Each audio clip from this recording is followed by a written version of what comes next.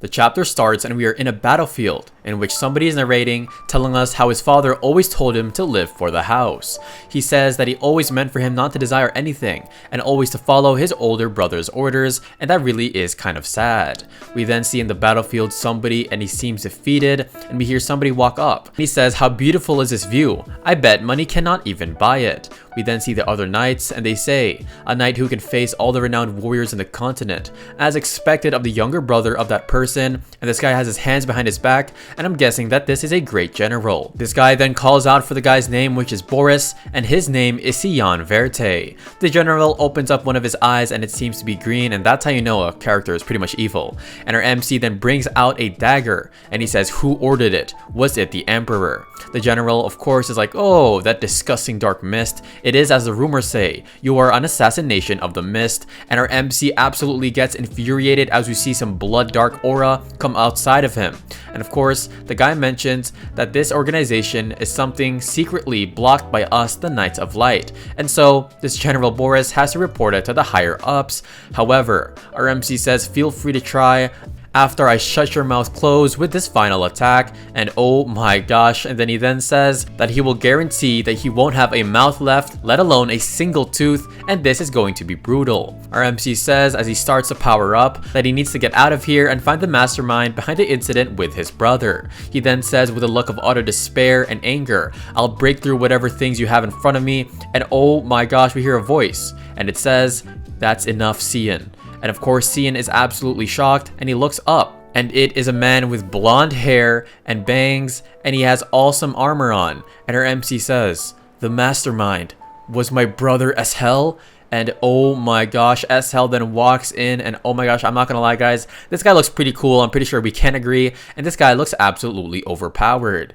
Of course, our MC falls to the ground and SL says, "I see, you wonder why I'm here." We then see a real brother and brother confrontation, and he says, "SL, what do you mean by this?" He explains, "Sion, you executed your duty very well, for the house, for the people, and for me," but our MC is shocked because he was just being used. SL then mentions, "I am relieving you of your burdens, of all the years you have suffered for." And oh my gosh, our MC says, "Did I do something wrong?" And SL says, "That ominous mist that you emit, you're not even a human anymore, but you are a murderer." And oh my gosh, SL yells out. He says, "Despite that, you all deceived us this entire time. Don't you understand your sins?" And our MC says, "A murderer? What the heck is he talking about?" And he opens up his eyes, and oh my gosh, this is like Sung Jin Woo's Duke Assassin version. And he says that the struggle for the throne within the Empire, as we see hands trying to get the crown, subjugating the Demon King's army, and war for the unification of the continent. He says, of course, that he's helped him accomplish everything that he started, but because of SL, his brother, that means that the life devoted to him was lived out for SL and not for Sion himself. He says, "Really? You're going to throw me away after coming this far?" And oh my gosh, it seems like he's been working for him for 20 years, and he starts to emit a very dangerous red exuding aura, and his eyes turn completely bloodshot red with aura on him. And oh my gosh, he says, "None of that matters. I'll give everything I've got as long as I can destroy you." All of the knights behind him mentions that this guy isn't of the human realm, but our MC says, "How laughable." And yo, look at how dripped out this guy. He looks like Sung Jin Woo if he had a red version, and he literally has the dragon or the dagger of Kamish from Solo Leveling. And he says, "Aren't you ashamed of yourself?" And the brother seems to be kind of pissed off. We then see them go back and forth, and our MC then is about to close in as he says, "Just once is enough. If he can pierce through his vital points, he won't be able to recover." However, as he goes to attack him, well, there is a magic barrier, magic circle of some sorts, and we hear, "Dang it, Boris," and it seems like Boris was protecting him. We hear the words "pitiful fool" come out, and our MC stabs wait, no, that's not our MC. Our MC's brother SL stabs him in the stomach, and he said, "You showed your true colors." And it seems, he says, "I've seen the character before." He mentions that what a relief that I didn't trust you, not even for a single second, and he kicks our MC to the ground as he turns his back, mentioning, "Let's go." And Boris says, "Understood." Our MC is on the ground lying down with a hole cut in his belly, and he says, "Dang it, what an end," and this definitely was a sad life for him. However, oh my gosh, our MC gets up out of spite and he yells out, "Die!" But just as he is about to get towards his throat, well, his brother actually launches an attack. And yup, it is all over. We then hear, "Young Master Saiyan," and it seems like our MC wakes up with a lot of sweat around him. This is his new waifu. Just kidding, it seems like it is his maid, and she asks, "How long are you planning to sleep for?" He says, "Emily, why are you here?" And he says, "It should be about 20 years since we've met," but she looks the same as before.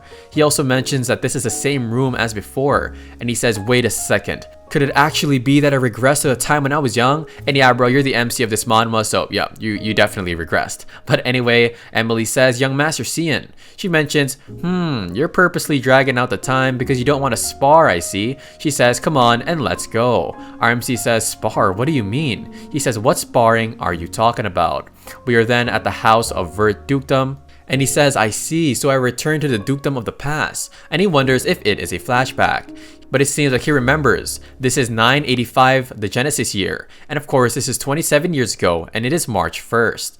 This was a year before his entrance to the Awesome Academy, and he says at the start of every month, there is a swordsmanship sparring that will be held in the courtyard.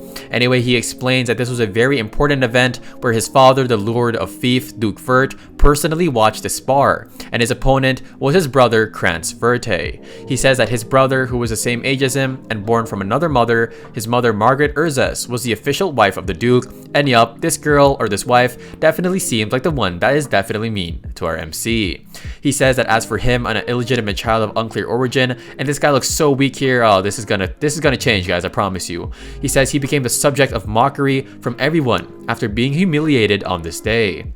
His father then says, "Don't do anything," and that was how his father didn't give him any more attention. Our MC then says, "All I have to do is win," and Emily wonders, "Why don't you surrender?" But our MC says, "It is just a rapier, but it is super heavy," and of course, it is because he is so young and he is in a weak body.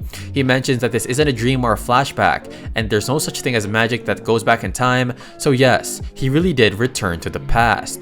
His brother then says, "Looks like you didn't run away." And oh my gosh, this guy is definitely going to get wrecked in the future. But anyway, he mentions as our MC just ignores him and turns around, and his father says, "Let us begin." His brother then charges at him like he forgot his order at McDonald's or something, and he's about to swing him. Oh my gosh, but our MC just looks at him and he says, "Is this dude a snail?" And yup, our MC is unlocking his overpoweredness. He then steps to the right and he says, "What the heck are you doing?" And Krantz says, "Really? You're going to dodge like a coward, huh?" But bro, he literally just wrecked you. Our MC then uses his rapier and slashes his sword, and it gets sent flying, and he then kicks his ankle, and our boy, oh my gosh, this guy really gets injured that badly. And of course, the Duke and his mother are definitely worried. Our MC looks down at him with a gaze, and can this guy wear some pants? Those short shorts are kinda sus. But anyway, he mentions the sparring is over once I put a sword to his neck. He then says something is missing though, because of course in the past, his bullying continued, even in the academy. He then looks down with his bloodshot red aura eyes, and he mentions, "I need to trample him thoroughly so he will never pick a fight with me again." And oh my gosh, it seems like he goes to kick him, and that's exactly what he did as we see him literally spitting out saliva or whatever this foam is. He mentions that of course, that was concluded with Krantz's total defeat, and the Duke delayed his scheduled expedition for a meeting with our boy. Anyway, he then looks to his left, and this is the Knight Vulcan, who works directly under his father, and he says, "Really? Why did he have to escort me to the office?" We then see two figures walking towards him, and yup, it is Margaret and her servant, and he says, "Is Krantz alright, Duchess?" And yup, she seems definitely pissed off. She mentions, "Is that all you have to say after putting your brother in such a state?" But then he just walks past them, and of course, Yolkin, the knight beside him, is pretty cool, and he doesn't even care either, and yeah, he ain't got time for no girls. Anyway, he mentions, "That's what sparring is, and will you excuse me?" However, he then stops in his tracks as we hear a voice saying, "This is why you shouldn't ever talk with the illegitimate trash." And she says, "Like filthy mother like son." She mentions, "You dare to act insolent instead of being thankful, and how did I know that the brother of his or the mother of his stepbrother would definitely be an annoying person." He then looks at her with his red eyes. Can we just call this like the Sharingan or something? And he mentions, "She definitely crossed the line, and should I eliminate her?" And oh my gosh, our MC is way too cold.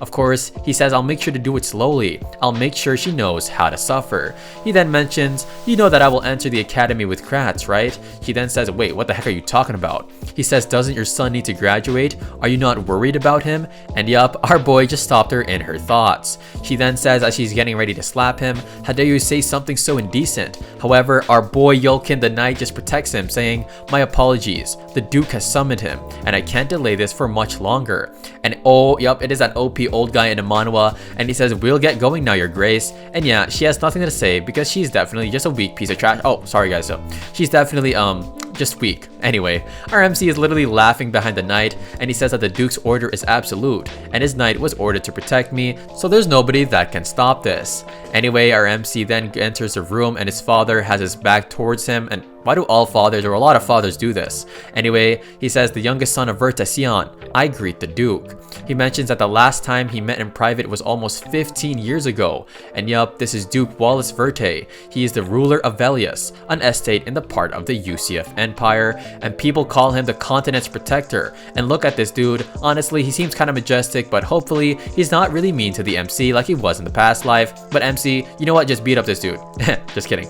Don't do that. Anyway, he says that this hero was the one who held back the invasion of the demonic tribe, and with his power and his strategies, well, he was the one who carried an obligation despite nobody forcing him to. And even if the Demon's King army were there to kill him, he came out unscathed, and all he wanted was peace upon the land. He says that was just how he was in his past life, and so he was a person who willingly dedicated his life to serve people, and he was truly an admirable man. He mentions that you saw the sword and accurately dodged it, huh? RMC says, what do you mean? And we get a flashback to what happened, and he says that you saw the exact trajectory of his sword and turned around to avoid it. He mentions, when did you ever learn swordsmanship? Our MC says in his head, really? My father is really sharp. He says instead of learning it from somebody, I've been training by myself every night. And his father reasons, what the heck? Why were you hiding your awesome skills? And you know what I wonder, guys? Why is it always that our MC has black hair when the father has like a different colored hair? But anyway, you know what? Our MC just stands out. Our MC says that he didn't want to stick out like a sore thumb, and his father says it really is impressive how you managed to beat Krantz despite all of that. He mentions, was there a need for you to do what you did afterward? And our MC literally started kicking this dude. Oh my gosh, that was this fight was definitely personal. Our MC says that this dude's questions are clever, and come on bro, this is your father. He mentions, does my father really acknowledge me?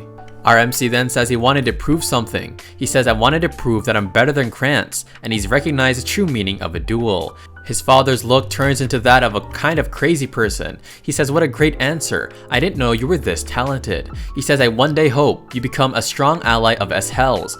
And really, RMC, of course, his world starts to crumble. And he says, why do I have to be a strong ally? He says it really hasn't changed. His father's love and obsession over his brother S-Hell. Our father then says, this may not be an award ceremony, but I still want to reward you for the duel. And he says, let me know if there's anything you want. And our MC says, I want you to subscribe to the channel. No, he says that he wants to destroy S-Hell, but then he tells his father, I want to go to the front lines, and well, Emily screams out saying, what? You want to go to the front lines? And she says, this guy's really gone crazy, but looking at her face, it seems like she's the one that's gotten crazy. She says, do you really know what kind of place that is? She then gets an image of stuffed toy animal monsters, really. She says there are tons of brutal and frightful beasts over there. We find out that there's only one place called the front line in this entire continent, and that is the Remea Valley. And yup, there is a reason for that. We find out that it is a battleground where an incessant war with demon beasts have been going on for multiple hundreds of years. And he says because of that, his father gave him one condition: you need to be strong enough to enter the Remea Valley. He says that he definitely needs to get stronger because of course his body is weaker than the others. He says what's good though is that he still has his battle sense even after going back to the past. He says that he can also feel a small amount of demonic energy in his body, and yup, that's definitely frightening. And he says if I train his body well, he will be able to use it to the fullest of his potential. However, somebody barges in and yells out for Sion, and oh my gosh, it is his sister Ellis. She then grabs him by his collar and she says, why did you ask father to go to the front lines? And he tells his sister to let go of him. She mentions, you've become so cocky after beating Krantz. And she says, come on and follow me to the rooftop. And I'm pretty sure they're gonna have a duel. We are then on the rooftop and her boy has his rapier, and I wonder why he uses this instead of a sword. But it actually is cool to see an MC use a rapier instead of like a spear, an arrow, or a sword. It definitely is unique. She says, first, let's start once you pick a sword. She says, I'll go to the front lines, and if you manage to to endure me for 3 minutes. He then says, really? Do we have to do this? And then she says, are you planning to succeed the family? And our MC says, what? I'm not interested in that, bro. Anyway, our MC is different from the others. He says, that is right. Take the sword. But our MC just brings out his rapier. We then see he is suddenly startled because his sister charges at him, but he manages to block it. She says, what the heck? A 10-year-old managed to block this? He then says, are you seriously trying to fight with your brother who's 7 years younger than you? And I'm telling you guys, sometimes nobility in families, they just love fighting, but hey. Anyway, she mentions that he blocked my sword so accurately. She says with that rapier, because she was using a long sword, which is definitely stronger than a normal one. She then has a pissed off look, and oh my gosh, her MC says, yup, it's definitely over. She then attacks him even more, but her MC blocks it, and she goes for a downward strike, and of course he still manages to block it as well. Our MC is just goated. However, it seems like her sword got through, and her MC is in danger, but he steps back, managing to get away. He then says, of course, he would have destroyed her, and it seems like, oh my gosh, it wasn't her sword that was towards him, but it was his rapier that was on her neck.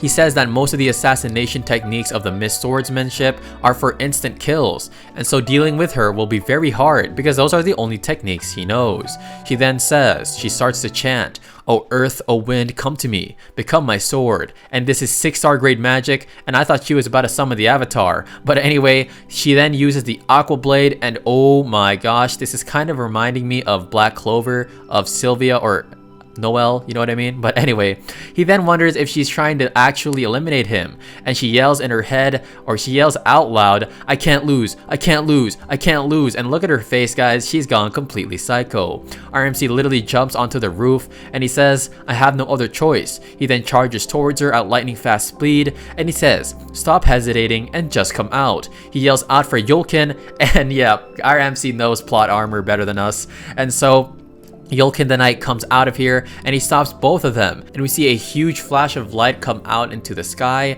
and he says, "Lady Ellis," and this guy has a scar on his left eye, and let's go. It seems like Zoro has came into this manhwa. And oh my god, guys, Yulkin is literally holding our MC in the sky with his one hand, and he says, "That's going too far against the young master." And our MC says, as he lets out a sigh of relief, "I was wondering when you would show up." She then says, "What the heck? I'm so sorry, Cien," and she goes down on her knees to go and hug him. He says that she was just really worried about her MC going into the front line. And he says, yup, Nunim really is too hardworking. He says that Nunim, or his sister, is part of the Royal Academy, where all the proud noblemen of the continent are gathered. We find out that she was one of the elite there, and she had an S grade in all subjects like swordsmanship, magic, and all those other stuff. And to top it all off, she had a very beautiful face, so people called her a child of God.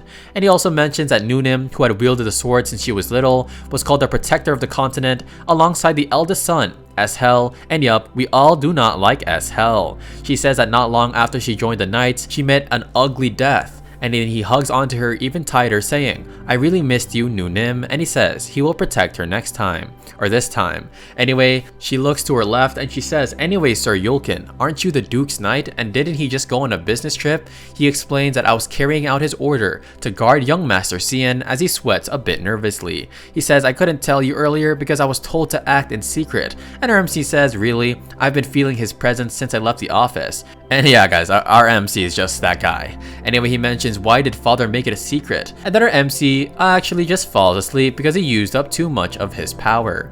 The next day, Sister Elise returned to the academy, and he had come to meet father before the graduation as her boy is doing push-ups. And come on, bro, don't do 1,000 a day because you don't want to lose your hair like a certain hero, Saitama. Anyway, we find out that he spent 2 weeks exercising, and despite that, of course, he needed even more stamina training, but he falls to the ground saying, "This has been actual hell on earth, but come on, bro, that's just exercise." Anyway, he has a vision of his head of him looking like Sung Jin-woo with all these scars on his body. He says, "Come on, I definitely need to get here." We then see Emily call out to our boy, and he says, "A parcel from Lady Ellis has arrived." And he says, "Oh, it really is here, huh?" And of course, Emily is holding this right here, and it reeks of an awful smell. And this is the Hellhound's blood that he requested from his sister. He says that this is a very rare item obtained from the front lines, and rumor has it that it was actually in the black market from some time, and he pours it into a bowl, and bro, please don't tell me that. Please tell me this is like some chocolate, chocolate syrup that you can eat, because why the heck would you do this? Anyway, people call it a poisonous substance, but in reality it has a potential to permanently increase your stamina and magic power. And so he's seen the effects in his past life as he smiles nervously because guys, would you want to drink this type of blood? Like, anyway. He then says, I remember that first moment. He's the only person who's even adapted to his food, and I wonder who he's talking about. He says, was it the mushroom soup? I nearly had a heart attack after eating it. And compared to that soup, well, he says this is delicious as he activates the Sharingan, and our boy really needed to use his power just to survive the taste of that meal. He then calls out to Emily and he says, I'm going out for a walk. And he says, let's see how well my medicine works. He mentions that it was a long time since he came here, and I'm guessing that this is a training ground, and he says he's been waiting for this day for almost 2 weeks. He says that this was a place he came to when he was alone and being an emo tsundere. Just kidding guys, he says this is where he came to train. He then walks as he mentioned that one day a revelation from God of Light Rumendel came to Eshel, and it was a revelation about a dormant ancient temple back at the Vilius estate. He was really skeptical back then. However, of course, he says that it was a spot where mana concentrated, but that revelation hasn't come down yet. And so, he's the only one who knows about this spot. He then infuses his demonic dark energy into the ground and it starts to crumble. He says, Eshel, what I'm about to do now, you would never even guess. And we see a secret pathway, secret stairway going down into the floor. And oh my gosh, I know that those secret passageways always have some awesome powers hidden underneath them. He mentions that it does look a bit different from before, because this was actually the place that was serving the deity of light Rumendel, as you see Rumendel here fighting against a demonic beast. However, it was actually erased 300 years ago in the Holy War. We then see it right here as it goes down the stairs, and there's a lot of floating rocks and such, and this looks absolutely awesome. However, he sees it. The owner of this temple, oh my gosh, that is a beautiful sword. We are back in year 999, and this is the year that humans finally succeeded driving out the demons that took over his kingdom in Velius. However, the demons were way stronger than humans, and so the humans discovered these ancient artifacts and they were able to achieve victory. He says one of the awesomest artifacts ever, the Drand Arc, is a holy sword guarded by the deity of light Rumendel, as you see it right here, and it kind of looks like a Gundam sword, but hey, it still looks sick nonetheless. He says that this was regarded as the deity's treasure that ultimately led the Velius estate to victory. And it seems like that was a weapon that was used against our MC in the past life in which he was struck down by. He says that this might be related to his regression, and he touches it, and he says nothing is happening. We find out that it just made him feel like crap because of course he gets reminiscent about what it was used for in the past. Oh, and it seems like he did a full 180 and he looks at another sword and it looks like our boy is becoming Asta. He says anyone would think that it's the shadow of the sword as we see its darkness right here, but it's exuding a dark red aura. But he says it's ridiculous for something's shadow to be like this, because of course that isn't actually a shadow. He explains that where there is light, there is also darkness, but this might not always be the case. He says that it's a passage to another realm, and oh my gosh, there is a stairway, and yup, this more looks like darkness because of course, like, look at the stairs guys, it's literally in shambles. And he says this was concealed by the altar of light, and he steps in, and yup guys, he finally gets his dagger back. This is a demon blade K-Ram, and yup, our MC kind of looks like our boy Sung Jin-woo right here, but maybe in the future he'll look even cooler. Anyway, he says, wake up Kai-Ram, and he says, why the heck are you still sleeping? And he swings it around effortlessly. And he says this really is the best. However, there is a shadow underneath his feet, and it says, how brave of you, kid. Don't you know what it means to wake me up? He says, what do you mean? This dagger is mine now? And of course, the shadow goes up and it seems way taller, like 20 feet. He explains, I can't believe you've awoken a sleeping demon blade. And this guy smiles like he is Carnage, saying, it's too late to regret it now. And he says, your body is mine, but bro, your body gets solo leveling and you're gonna become a summon. Oh, well, this isn't a necromancer anime, or manhwa, so it probably won't happen. But nonetheless, our MC just grabs it by the neck and chokes it. And he says, I didn't have the measures back then. And he says, I told you, didn't I? You are mine. As the person says, what the heck are you? We then see it tries to, of course, scratch our MC, and what the heck? This is a cute waifu. No way, guys. Don't get any ideas. Anyways, she says, who the heck are you? She says, are you The hair? She mentions, why do you have Ayer's energy? And he says, yup, I am Ayer's hair. He mentions, your master is here, so bow down, Demon Blade Kairam. And who the heck would think that the Demon Blade would be some sort of girl? Anyway, they begin to clash with the dagger and her nails, and he mentions that the final goal of the blade is to steal the body of its user, and so he wonders if he should go easy on her. He then uses his skill, and oh my gosh, she seems to be affected by the gravity or something. He says, can't you just accept me as your owner since I'm talking nicely? And she can barely get up. She says, how the heck do you have that skill? And he says, yup, that's the blade control. She says, demon blade control, huh? And he just begins to spam it, and oh my gosh guys, look at her. She's literally crashed into the ground, and she says, I acknowledge you as my owner. But then he says it once more, and yup, he finally achieved his goal. He says he's going to head back now, and she says, of course, Kairam, I haven't tasted the outside air for so long. We then see her little cute spirit come out, and she says she really is excited. Our MC says that his name is Sion Verte, and she says, really? Did Ayer really choose a kid like you as his heir? And he mentions, yeah, in my past life. She says, what the heck are you talking about? Yeah, because guys, you know, if somebody said past life, you probably wouldn't believe it. And of course, we go back into the awesome sword. She then says that the sword is sleeping, and its owner might appear 20 years from now. And she mentions, what the heck do you know? Oh, whoa. He then cuts the hilt or the handle, and it seems like he grabs it, and the sword comes down. He says, won't it be interesting in the future? And I'm guessing that this little gem in the hilt is definitely what is important when it comes to using this sword. By the way, it's actually a pommel, guys. The more you know, guys, the more you know. Anyway, we then see there is a carriage, and it is a sunset, and it seems like our MC is wearing some armor, and he says the promised day has came. He then greets his father, and his father says, let me ask you once more, are you really determined to go? He says, if you want to head back, I won't stop you. Our MC says, no, I'm gonna do my own thing, and he says, nah, I'd win, like he's Gojo. And his father then says to Yulkin to release the beast. He then says, a magic scroll, huh? Are they trying to summon something? We then see it become used, and it seems like a wolf came out of there. And oh my gosh, it seems like it's actually a hellhound of some sorts, and its back, or its spine, is literally on fire. RMC mentions, a low-grade demonic beast from the Remea Valley, huh? Really? They really must have worked hard to prepare this test for me. And yup, that's definitely what you need to do to prepare for a literal 10-year-old about to go into the front lines. And he says as he looks behind, they're ready if anything gets dangerous. His father mentions that everything comes with responsibility, so prove your best by passing this test. Yulkin then says, interesting. It seems like back in the past, well, actually, it's just 3 days ago, he says to Yulkin that he wants to have sparring classes because, of course, he wants to get used to actual combat senses. Yulkin is, I don't know why he always sweats nervously. I hope that Yulkin has like a cool backstory of some sorts. And he says, you should ask Master Krantz, who's the same age as you. But our MC is way stronger than that trash. And actually, it seems like Krantz ran away the last time he wanted to spar again. And Yulkin is like, yeah, what a difficult position that I am currently in. He then says, fine, I will, but I will be facing you with the scabbard. And if you guys don't know what a scabbard is, it's pretty much the sheath of a sword, and yeah, that's definitely going to be fair. Our MC says, yeah, thanks Yulkin, but one more thing. Don't tell a single thing that's about to happen to my father, and this is an order. Our MC then dashes towards him, and our boy says, this is a heavy blow, and even his scabbard or his sheath literally got injured. And he mentions, this is really the strike of a 10-year-old boy, this must be a joke. Our MC then disappears right in front of him, and he comes up behind, and he says, when the heck did he? But then, our MC slashes him, but he manages to block it, and Yulkin is definitely keeping up. Well, he definitely should keep up.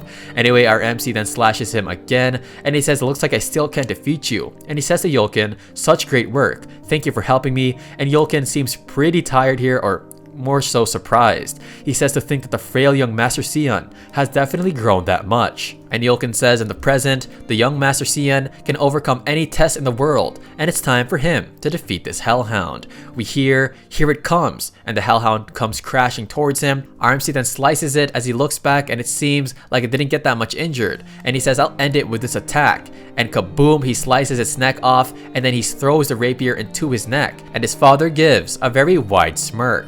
He says, what a waste. This much blood would be enough to fill several bottles, and oh my gosh, our boy just did that with so much ease. He pulls out his rapier, and his father then says that was really wonderful. And so he says, let's meet again in the front lines, and he then thanks his father. Keiran's spirit, of course, is behind him, and he says, "Do I look like a kitchen knife to you?" He then says, "Nope, you are a demon blade." And she says angrily, "Then why the heck did you not use me? Because I can only use my powers when I consume blood." And she says, "Let me have a sip," but yeah, that's not working. He then summons her away, and he says, "I'll be using you as much as you wish, and I will look forward to it." And she says, "Wait, then why the heck didn't you wake me up?" And this girl really is a funny blade.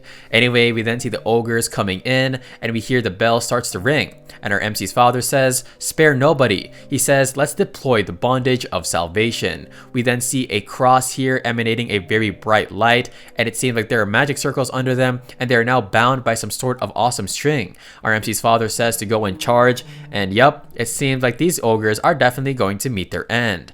One is then yelling out super loudly, but it gets absolutely wrecked. And Emily is following behind her MC. I don't know why she is. And of course, she is definitely shocked out by the blood. She then says, "Why the heck did you bring me to such a place?" And he mentions, "I didn't think I'd come back here." And he completely ignores her, and she's absolutely crying. Wallace, his father, then asks, "How does it feel?" And he says, "Well, I feel a bit nervous, but our MC's just a D1 actor, and yeah, he needs an Oscar." Anyway, he says, "As you can see, everybody, now you know that you might die in this place, so never let your guard down." He then says, "I'll keep that in mind, father." He mentions that situations like this are a daily occurrence. 3 to 4 battles are fought every single day as we see some catapults being launched, and he says advanced knights with extraordinary skills are the main anchors, and they repel all demonic beasts that try to cross those front lines. He then says that the tent he's assigned to here, well, is definitely the safest, with guards being this strict. He doesn't have a time to even feed K-Ram.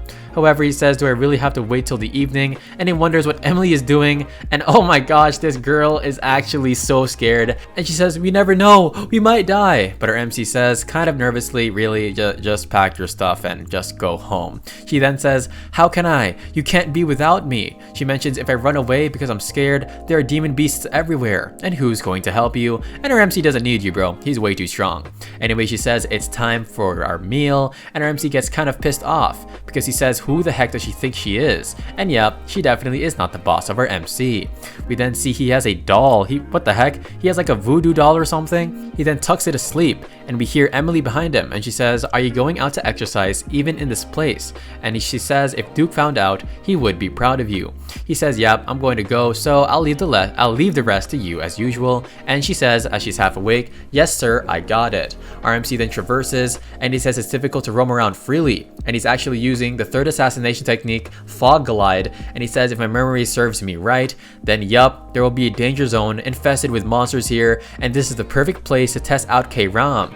And yup, she comes out, and she says the scent is full of blood, and this is going to be to my liking. We then see multiple wolves have his arm cut off, and they just get completely wrecked. Our MC says, "Go slice to your heart's content," and he uses Raging Fog Storm, and yup, our boy is cutting things up like he is the Atomic Slash from One Punch Man, and these guys are getting absolutely demolished. He then drinks the blood, and wow, he's drinking it like it's wine, and she says this is the most refreshed I've ever been. Right behind him are some more demonic beasts, and he says the night is still young, and there are definitely more monsters, as you see ogres, we see a crocodile, we see hellhounds, and we even see some sort of bird demons or something, and she says, "I'm definitely excited." We then see a carriage, and we see a girl with white hair on it, and we hear, "The front lines are too dangerous. How about you rethink it for now?" She mentions, "Don't treat me like a kid," and she has bangs over her head, and yup, she's really trying her best to become mysterious, but her MC is definitely gonna make her some sort of tsundere in the future. She mentions that I'm the clear princess of the empire. How many times do I have to tell you that I have the duty of assisting my parents? Of course, the escort or her escort says, "Yes, princess, I understand." And she says, "By the way, the youngest master of Duke Verta is also on the front lines." And she says, "What the heck? Duke Vert brought his youngest son?" She mentions he didn't bring him. It seems like he volunteered like you, princess. And since you are the same, yup, she just turns her head and says, "I'm not that interested. I'm going to sleep." And she's definitely going to end up with her MC. I thought she was going to sleep, but it seems like she asked for the name, and she says, "I think his name was Sir Sion Verte." And she says, "Sion, huh? Sion Verte." And look at her eyes, they look red as well, and she seems like a pretty chill character. We skip back to Wallace, our MC's father, and he says check if anyone's injured. And we see Griffiths right here, and of course it seems like they did a good job. We then switch to our MC, and it seems like he had killed some sort of flying demon, and his father asks if he's learning a lot in the battlefront, and he bows his head saying, I'm learning a lot of things today. The father mentions, I'm really proud because you've been helping us for some time, and he looks back up like, wait, did he really acknowledge me? But the father says, there's something I have to tell you, so come to his barracks early in the morning. And he says, yes, father. We are now in the next morning or at nighttime, and yup, our MC is still escaping during night to fight these even stronger monsters, and he stumbles upon a death worm. And look at this crap, this looks pretty frightening, but he says these usually would be deeper in the valley. He says it doesn't matter though, and Karen mentions that she will finish it in 1 minute. We find out that the thing is actually healing its own wounds, but our MC mentions that he's already been doing this for a month, and he's been drinking the blood of countless demonic beasts, and he wonders what he's lacking, and he has no choice left. He uses the 9th assassination technique, Demon Blade Manifestation, and oh my gosh, it's like the demonic centipede from One Punch Man. It gets absolutely blown to pieces and cut up. And oh my gosh guys, he is in the sky, and look at his face guys, he is literally holding the dagger, and right behind him is the moon, and he uses Fog Blade, 8 fluttering petals, and oh my gosh, he slices it up with absolute chaos and precision, and well, it's definitely the end for this dude. And look at our MC's face as well. He kind of reminds me of a Song Jin-woo summon, but the color red, and honestly now that I think about it, the red or scarlet red honestly looks pretty cool. We then see the knights, and they are roaming around with Yulkin, and they mention if the demonic tribe managed to come this close, they wouldn't have passed by. And yup, this is the father talking, saying, search up for the surroundings and incinerate all the monster corpses. He says that these slashes seem somewhat familiar. Is it really deja vu? But however, somebody calls out to him. It is Yulkin, and he says, sir, I think you should see this. And yup, it is a death worm that literally got split up perfectly in the center. And he says, who could have slaughtered a death worm? He mentions, don't tell me, could it be that organization's doing? And what the heck is that organization? Anyways, our MC uses Demon Blade Manifestation, and he says entrusting his body to Kairam, the blade brings out all of her power. However, his mind can be taken control of, so he'd best not lose control. However, he says that he actually used it to defeat a demonic beast, and so now he is at home, and he says that his entire body just absolutely hurts. Kairam mentions on the outside you're a 10-year-old baby, but the way you act and speak are that of somebody who's definitely mature. She says that you're controlling me for the first time, but you're way too familiar with me. And of course, the mid-swordsmanship that it looks like you've trained harshly for at least 30 years. She mentions, I'm sure of it now. You definitely are a regressor. He then says, wait, I thought I told you everything, and she says, oh, well, how do you expect me to believe me? But he mentions, well, it is quite bothersome. Anyway, she says, looking at it now, you would have lost to the owner of Durandark, which means that one of these two options, either you lost a duel or you were betrayed. And she says, it looks like you were betrayed. And she asks why she thinks so. She mentions, you'd be a fool not to notice, because a holy sword has such a resentful expression. She then mentions as she looks at her MC with a devious smile, if I ever catch you looking sloppy or even in the least bit weak, I will devour your soul right away. And her MC says as he knocks her over to the other side, don't go overboard, and it seems like she got knocked out. Our MC says it's just like before, and her MC is definitely ready for more of this awesomeness. Anyway, he then wonders what it is, because they all seem to be on guard, and Emily mentions, hey, young master, you're up? She says, don't even get me started. An advanced demonic beast corpse was found. He wonders if she's talking about the death worm, and she mentions that yup, it was found near the garrison, and she asks if there's anything else. He says, is there anything else, like something suspicious about him? And then somebody says, young master Sian, and it is Yulkin. The Duke wants to see you very urgently, and he wonders if there is a problem. He mentions that he left the demonic corpses on the ground just lying there, and so he says he definitely wanted to lay low until he joined the academy. He then greets his father, and his father says, you're here, Sion. He says if he starts asking about yesterday's commotion, then I am screwed. His father gives him a heavy gaze and he tells him to sit down, and he says, how should I divert away from that question? Of course, the Duke then gets straight to it, and he says, what were you doing last night? He says, I was quite tired, so I went to bed early. And the Duke says in his head, those sword wounds from yesterday were very similar to that of Sion's swordsmanship, and he wonders if he is getting ahead of himself.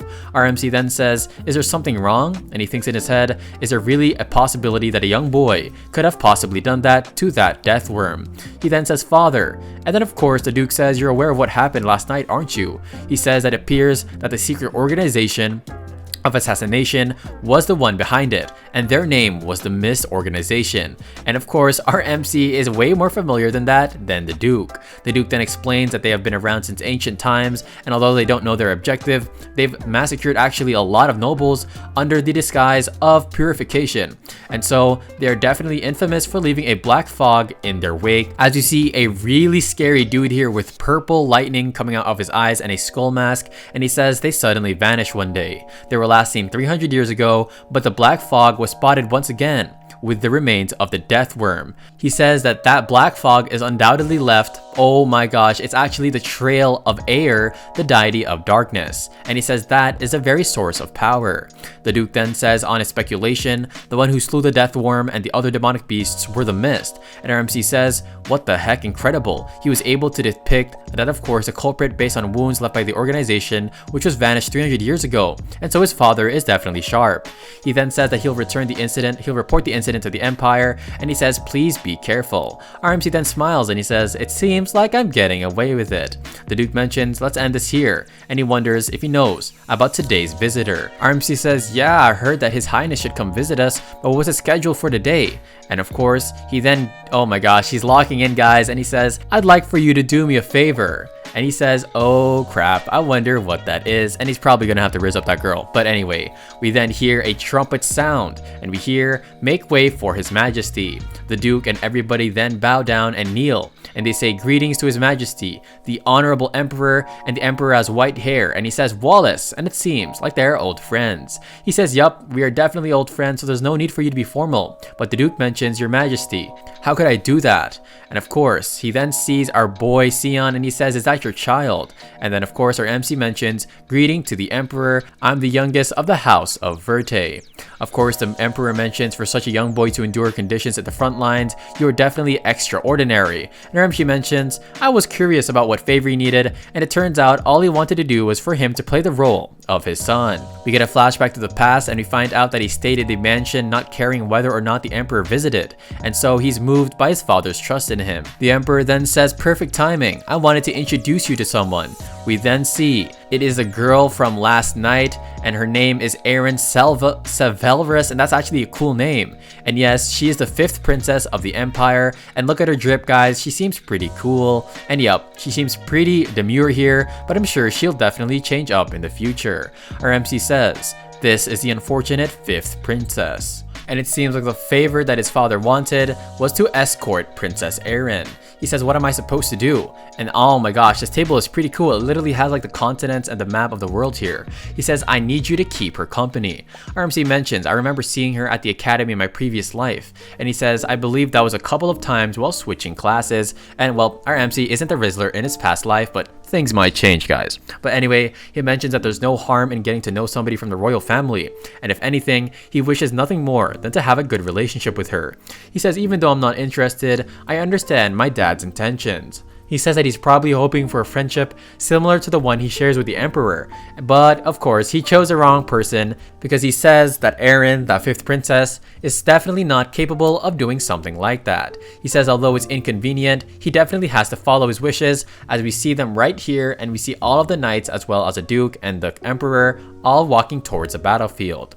We then hear Erin, and she says, why does a river have a red color? And he says, oh, do you mean the Blood River? He explains that it is a stream that flows through the entirety of Ramea Valley, the front lines. And for the color of water, well, people don't know the reason behind it, but he explains that the remains and fluids of demonic beasts would go inside the river and their mana would be there. So that's the reason why it was the color red. She then says, are you saying that the water is filled with remains of fluid and demonic beasts? But he says, yep, that's pretty much what it is. He says, don't even consider going in it because it's extremely dirty. But then she says, kind of scared here, she says that's gross. And she mentions what's at the end of the river. He says the demonic realm. And she mentions, is that where the demons reside? He says, yup. And if you go down even further, you might even see the Demon King, but her MC is just pulling her leg. He then smiles and says, making fun of this girl is quite amusing. And he says, no sane person would ever try to do that.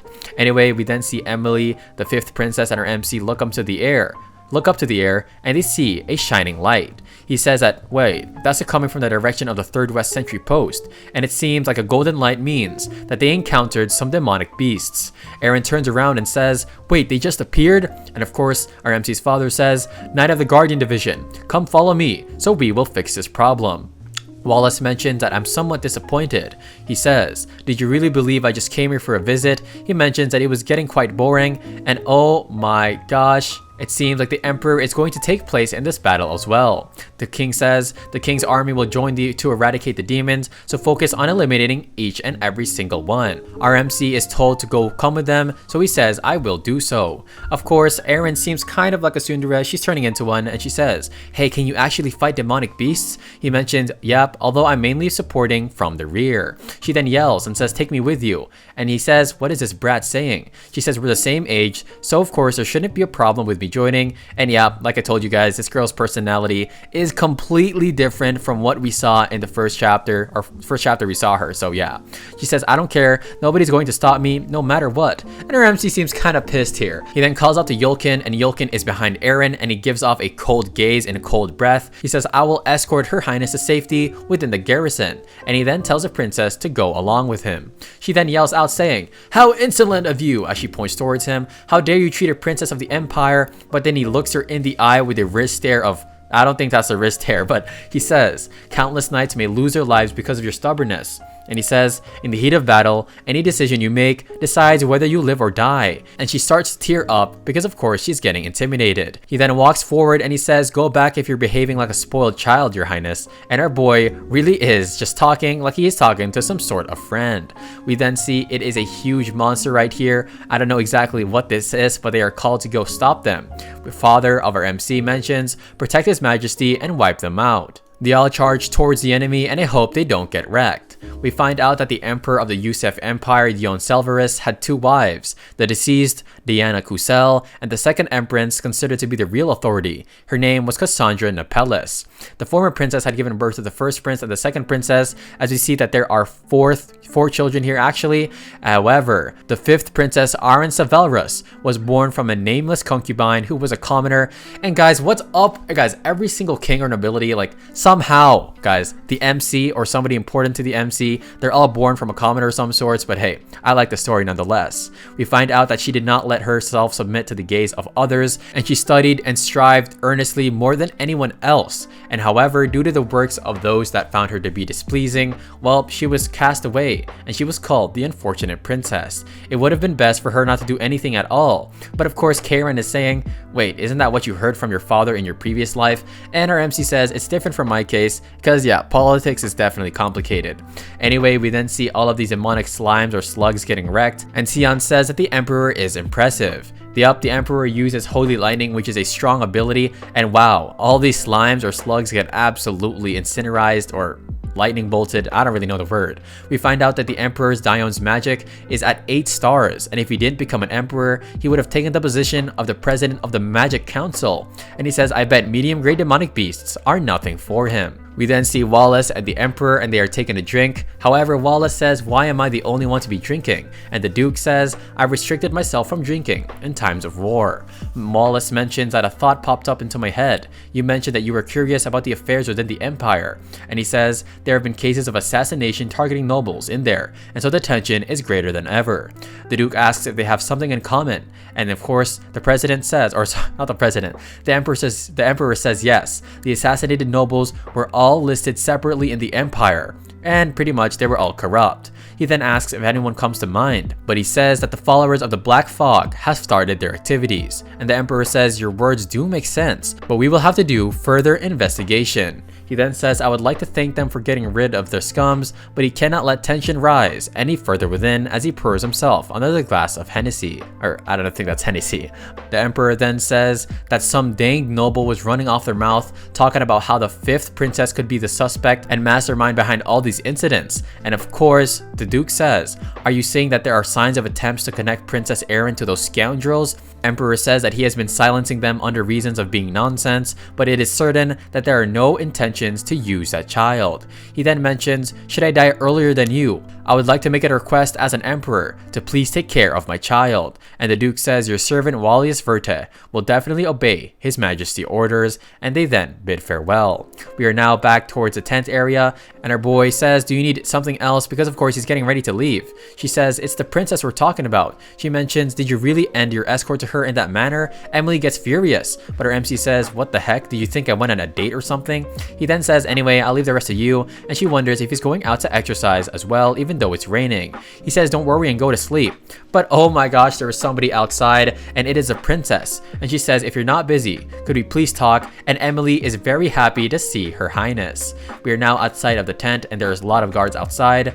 And of course, Aaron says, "How long has it been since you came here?" And he explains that it has been a month. He wonders why she is there, and she says nervously as she looks back, and we see Emily giving, her expression. I guess she's a big fan of the princess. But anyway, Emily leaves very happily saying, "I hope you two enjoy yourselves." Our MC then says, "Why would I enjoy my time with a 10-year-old brat?" And of course, Aaron mentions, "I don't think I held myself as a proper princess, so I'd like to apologize." He then scratches his head and he says, "That's nothing to worry about. I apologize for my rude behavior as well." But she says, "Unlike me, you're acknowledged by others around you, and you're much more mature," and it seems like she is a bit envious. RMC says, "I see. So that's the type of personality that she was hiding from me, huh?" She explains that, "I heard you're entering the academy, right? I hope you can stay in good." But then her MC says, "No, I don't think I'll be able to give any help to you," and it seems like she is absolutely shocked. He then tells her to head back, and she mentions, "You're too mean," and she says, "Do you think that I'm only a princess in title?" And she gives a look as she is crying, like, really? How the heck do you have the audacity to look at her MC with a gaze like that when you're crying? But anyways, she says, "I understand from your perspective, I won't be able to give you anything, so I'm sorry for wasting your time." And she walks past him, and she mentions, "You're completely different from Lord Ashel," and her MC gets absolutely frightened by that name, and he says, "Who the heck did she just mention?" He then grabs her by the hand, and he says, "How do you know about my brother?" She mentions that he visited the Royal Academy a year ago, and it seems like he gave her some advice, but that was definitely just a face that his brother was putting on. He says that his brother Ashel could never do that, because of course he knows very well about the nature of that piece of trash, and he says so it already started at this point. He plans to drag down Princess Erin, and so he says, as he seems kind of hesitant, "Let me give you some advice." However, Emily comes crashing in the room, telling the young master to run, and oh my gosh, it seems like they're getting attacked by an ogre who smashed the log into the tent. We then see Emily yell out for young master as the ogre still has his piece of rock or tree, and yup, this is definitely not going to end well for this ogre.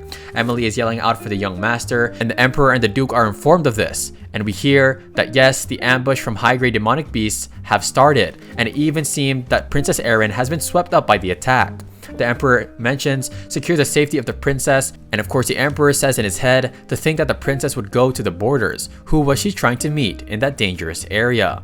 Anyway, our MC is still alive and well, obviously, and he says first the death worms and now the ogres. He mentions that these high-grade demonic beasts are appearing way closer than being in the trenches of the valley, and he says something must have happened that is different from his previous life.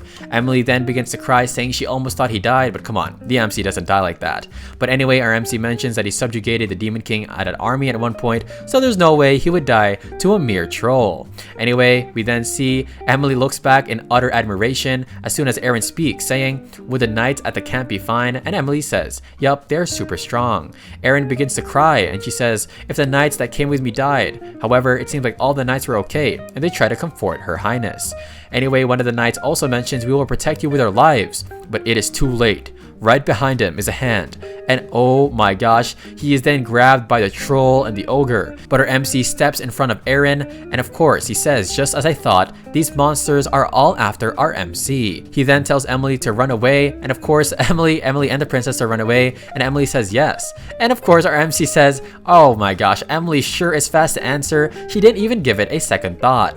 The troll is about to smash her MC, but he slices up one of its arm, and he wonders why they're all after me, and it might be because of some sort of scent. And oh my gosh, yup, it is Kairan, and we see all of him, or all of the beasts he's standing on top of, and she mentions you drink a lot of blood coming from the demonic beasts. And she says, it would be weird if these demonic beasts weren't gathering near you. He then asks why she's only telling him now, and she mentions, I really want your body. And no, not in that way, guys. But anyway, he then grabs her, and yup, he then puts her out, or pulls her out, and he says, shut it, it's time to use you to your fullest extent. We then see he is in front of this troll, or this ogre, and he says, it doesn't matter how many of you are after me, I don't care. He launches up in the air, slices off his right arm, and yup, one less limb for this ogre, and he comes crashing down. RMC says that there are no onlookers, so he says, why don't I go and drink some of this high-grade demonic beast blood? And oh my gosh, there are a bunch of more demonic beasts here, such as ogres, trolls, and even multiple death worms in the vicinity. However, something catches his eye, and it is a devil dragon, as a devil dragon lets out a monstrous screech and a roar to the air. And Karen says, did that guy come here after your scent as well? And her MC smiles, and he uses Demon Blade manifestation because he needs to eat that dragon, and her MC definitely is not holding back a single bit. And rest in peace to all the monsters coming his way. We then see it is another ogre, and it gets struck by some arrows, and these are the other knights, and as well as the Emperor and the Duke, and he says, is this the last of them?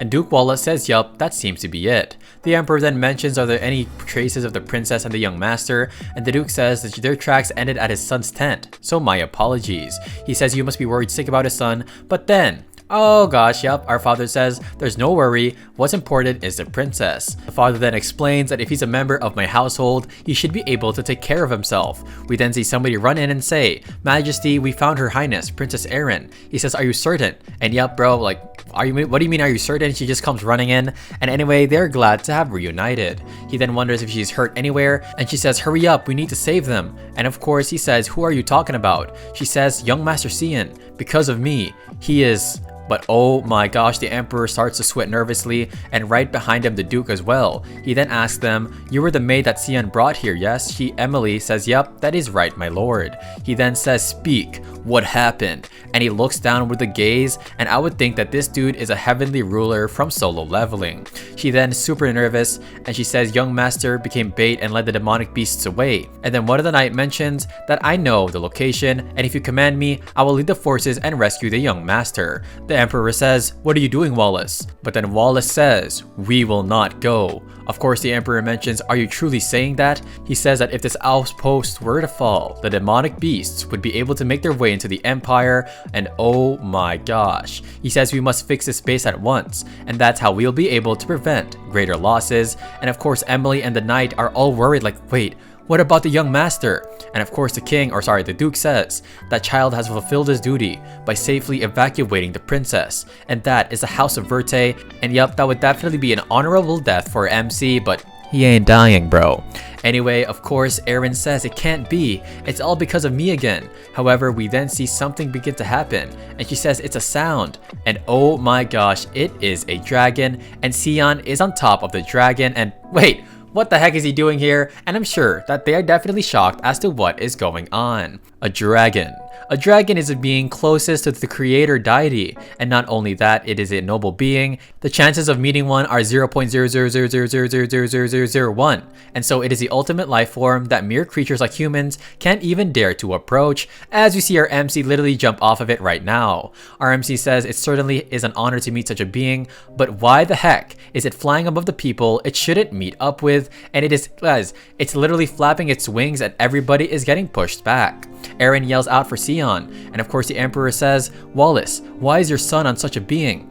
And of course he doesn't know what to say. RMC mentions that he was going to drink the devil dragon's blood and finish it with that, but things really took a turn, and so yeah, this might not end well. Anyway, the devil dragon, we're getting a flashback to when our MC says he needs to eat it, and we see all these monsters right here. RMC says there's no time to waste. He uses Raging Fog Storm, and they all get sliced up into pieces like they're onions for the next meal, and he lands, and of course the devil dragon is left, and he says it looks like it isn't an adult yet, and so our MC goes to attack it. However, it loads up a purple Kamehameha from its mouth, and it launches a blow, but our MC seems to be alright. However, he jumps up above him, saying, you need to mind your manners, and he says as he launches an X slash towards him, why don't you take the sword onto your face? We then see that it got cut a bit, and it goes to charge towards our MC with its sharp claw and its beak. However, our MC uses Flog Blade, 8 fluttering petals, and this really reminds me of the Manhwa sect, the Plum Blossom attack.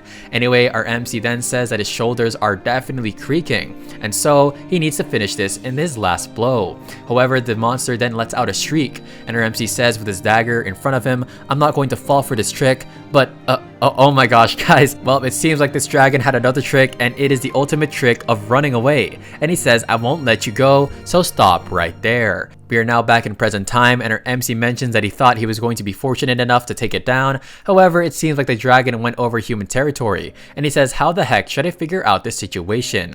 Karen mentions, who cares? Shouldn't you at least slice a radish if you drew me? And what the heck? What is she even saying anymore? She really has no mercy towards the people below them if they were to slash this dragon. Our MC says that if he is caught, he's going straight to the stake because they don't want to see him use a demon blade. She mentions, what are you going to do? Are you going to be like this a whole time? And he then begins to ponder. Oh my gosh, I don't think our MC needs to do anything after Duke Wallace summons out 5 of these glorious swords out of mana or aura, and he says, what the heck? This is 8th high grade star magic. And of course, he mentions that even though he knows his own son will be swept by it, he's going to use the ascending sword of heavens, and we see it wasn't only 5 swords, guys, there are like 20 or 30 going towards the dragon. The dragon lets out a screech and it is dodging some of the swords. However, one is going to go and pierce it, and one's actually headed straight towards our MC.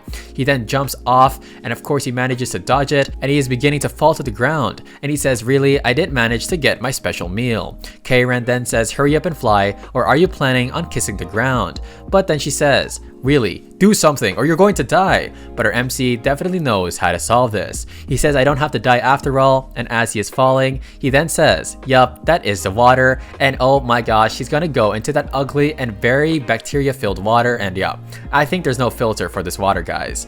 Anyway, he comes crashing down as we see somebody looking out in the distance from a cliff. He says, a devil dragon around here flying, huh? He then mentions what a strange sight, and somebody behind him with glasses, like a secretary of some sort. He says that it is a young whelp, and so from the looks of it, it must have gotten lost and went through a rough fight. The guy then mentions that I suppose there are strong demonic beasts living over there, huh? But then, the guy, his assistant, says only humans live there, and this guy mentions, no way a dragon would be defeated by mere humans. The assistant, this guy looks like the Monopoly logo guy, whatever you call it, he says, it's something concerning you. And the guy says, I feel a very strange energy, strange but familiar. He mentions, well, if it's concerning you that much, you may head there for a while. In exchange, as he puts up his glasses, please refrain from annihilating everything in your sight out of boredom. He then lets out his wings and he goes and flies away. And his assistant, well, he has nothing to say, and yeah, that definitely rhymed. Anyway, we then see something come up out the water, and it is our MC, and he is lying down on a rock after he came to shore, and he says that was way too hard for me, but it seems like he's finally safe. He wonders if K-Ram is alive, and she says, don't talk to me. I'm thinking how I should eliminate you, because of course she got drowned into those ugly sewer waters of some sort, and he then says, I'll clean you once we get home, so don't act like a piece of trash. Just kidding. He says, don't act like a brat. She mentions that this is the demon realm, and it seems like they actually entered through the end of the river. Our MC mentions that it's impossible to bump into a high demon in this sort of place, but it seems like he spoke too soon, and he is shocked. However, he says, I remember this voice from my memories. The guy then says from earlier, you, who are you? He then says, that voice, it's the Demon King Valkyrion. And oh my gosh, look at Valkyrion right here with white hair and red eyes, and I'm hoping that this becomes our MC's friend because, well, he's not going to be able to subdue him or even defeat him, at least for now. We find out that in the past, all those who witnessed him collectively all said the same thing. They said that it all feels like evil in one spot has gathered from all around the world. We then see our MC as we see the corpses of bodies behind him, and he mentions that such a being had appeared right before my eyes. And so he says, why the heck did I have to meet him at a time like this? Of course, Valkyrion then says, why aren't you answering my question? He wonders if our MC wants to fight him. However, Valkyrion just teleports right behind him. Our MC tries to slash him, And it seems like Valkyrion was actually shocked because our MC cut off one piece of his hair. Anyway, he then brushes his nose as he says, I see, a race with infinite possibilities, it might actually be true after all, huh? And Carrion says, I'm a bit late, but who the heck is he? He then says, Demon King, and she says, wait, the Demon King? She wonders if he can definitely defeat him in his current situation as we see blue aura exuding from his body. And well, the answer is no, our MC can't beat this guy for now. He is literally shaking at this, and he says, I might be able to escape though. But he says, will I be able to survive against Valkyrion? Valkyrion then mentions, why would I fight with some brat? He scratches his neck and he stretches it, saying, enough with it and put your guard down a bit, and he goes down to the ground laying down. He says, even if I am a madman, I would never touch children. He then says, as our MC is absolutely shocked and we even changed art styles, wait, why the heck is he lying down? And Valkyrion says, tell me, you're a human, right? He says, how did you get all the way here? He says he got swept up by the currents. And then Valkyrion says, really? You seem like an ordinary human, but no matter how it looks like, it seems like you know who I am. He says, it's my first time meeting you. But then the guy just lays down even more comfortably, saying, it's my first time seeing a human, and there's no way you would have seen me. Under normal conditions, unless of course the demons like open up the underworld and attack the overworld, but they're gonna get wrecked. Anyway, our MC asks why he came here, and he then says, I felt a strange energy while making some rounds. And he says, what do you mean? He says that as a demon king, well, he has to observe the lands, and it seems like he doesn't even like to do it. Anyway, our MC then says, what are you talking about? He says, you're not surprised? And our MC mentions, wait a second, so you did see me somewhere. What kind of kid would react like you? He says, did you hear the stories from your mom about a demon king? But our MC mentions, really? Is this really the demon king that he once knew? He says that going by the flow of normal things, well, the invasion of the demon realm should be starting soon, but it doesn't feel like the current demon king would do such an act, and he actually has a smile to him, and he wonders what the heck is changing. And I really hope that this isn't just an act. Our MC then says, what do you want to do as a demon king? And of course, Valkyrion says, putting forth such a question, huh? He says, is there anything else? As long as my subordinates eat and live well, then that's all there is to it. And then he says as he changes his gaze, however, if anybody tries to disrupt that, I will wipe them all out. And that is my duty. And our MC is literally shocked by this, and he can't even move one bit. He explains that for a moment, he clearly felt it, the cruel personality of the Valkyrion that he once knew. Although it is restrained, some incident must have happened that took off the shackles from his personality. He then says, well, Valkyrion, would you like to make a deal? In the near future, something will happen to you, an incident that would threaten those subordinates to you as well. He then says, what the heck are you yapping about, bro? What do you mean? Are you like a psychic or something? Our MC explains that I don't know what would happen, but I know that it would be a catalyst, and it will be the trigger to a large-scale war in the human realm. And the Demon King says, are you telling me that I'll be after your lands or something? He says, that's why I'm asking you to make a deal. And of course, our boy says, no matter what happens, promise me, please do not start a war. He then says, fine, let's say I hold back at that point. But our MC mentions, I'll help you for getting something in return. He says that no matter what happens to you, I'll help you to the fullest of my ability. And the Demon King looks into his eyes, saying, you must know something, right? And our MC says, as of course he's asked what his name is, my name is Sian Verte. And Valkyrion mentions, very well, I will promise you as a master of this realm, no matter what happens, I will never invade your lands. He then brings out his wings and he says, you better take responsibility for what you said about helping me, since a deal is a deal. And the guy then says, the deal is sealed, and I really hope that their friendship becomes strong enough to take down the evil people on the overworld or on the surface. Then see two guards as they say, what the heck, it's actually young Master Sian. They say that it is a miracle. He was saved by the rescue team, and he was able to attain an ILS as the one who survived the Devil Dragon.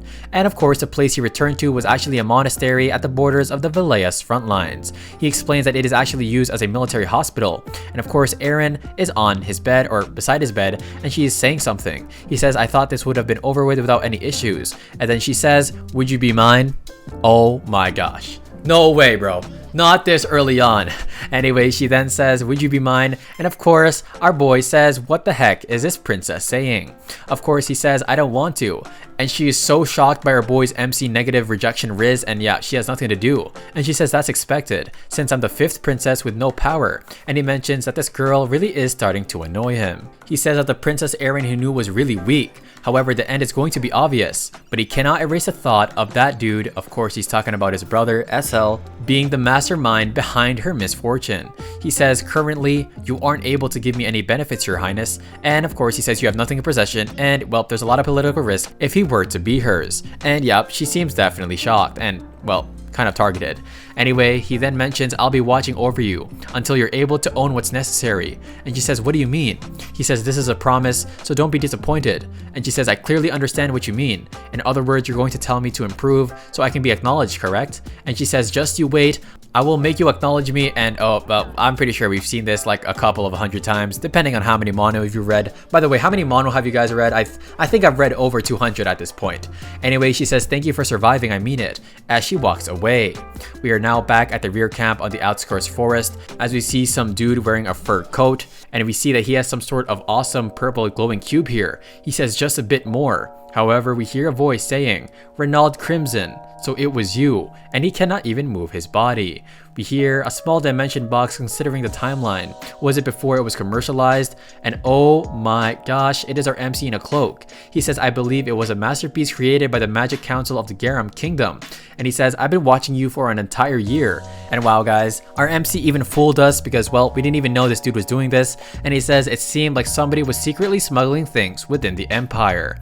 He then says, so this was your method, huh? He then takes the box and then he yells out his name, 7-star grade Magic Knight of the Garam Kingdom. Your name is Reynald Crimson. And he says, wait, you're Sion Verte? He then says, how the heck did you know? He mentions that after extracting the blood from the demonic corpses, you then must have brought it here to the carriages, right? And of course, he then says, I don't know what you're talking about. But our MC says there's no need to lie. The blood of those monsters are already being sold in the black market, because that's how Big Sister Ellis must have obtained the Hellhound's blood. Our MC starts to wonder who the heck leaked the information, but he says whatever it may be, I can't let him go like this. We then see Reynald Crimson right here, and he's saying, I don't know how he was able to bind me, but he's slowly able to move now as he launches a spell, Breath Fire. And our MC seems to be shocked, but I guarantee you he isn't, and he says, I thought I almost died. So the rumors weren't lying that the youngest son of the House Verte cannot be underestimated. And he says, that was a waste of a good dimension box. However, we see, oh my gosh, his hand gets cut off. And he wonders, how is this possible? And he says, what is this black fog?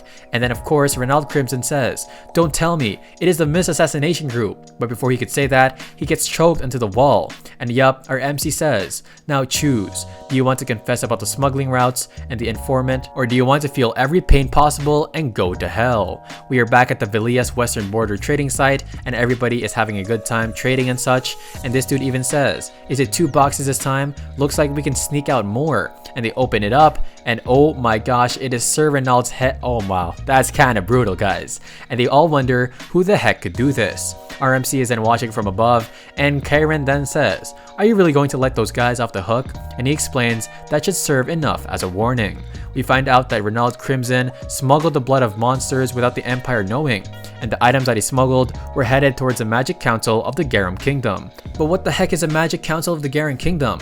Well, let me tell you guys. It is a place where all the people who are crazy about magic gather. They research and structure the magic itself, and they even create new magic, and they strive to surpass the limits of humans' mortality. And for now, they only make practical artifacts like dimension boxes, but it's a headache because of course he remembers the crazy stuff that they make in the future.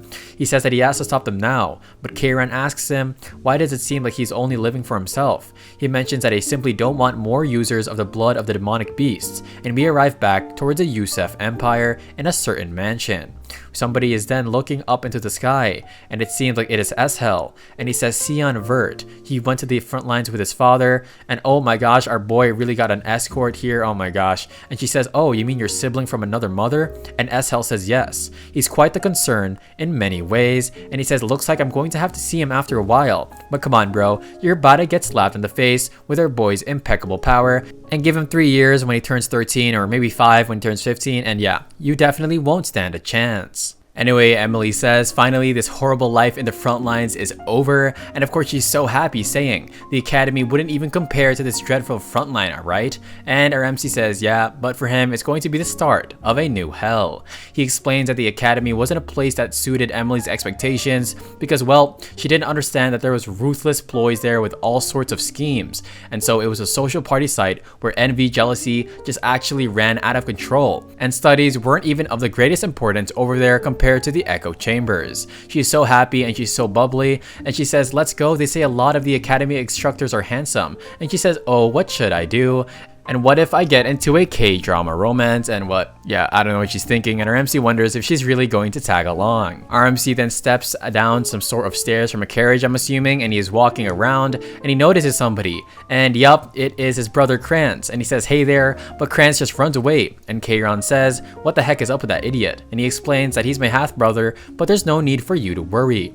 Keiron says, why is it that you and your kin are so complete opposites? And he says, well, that's not true, you know. And our MC wonders, the real polar opposite is someone else, and I think he's referring to his brother Eshel.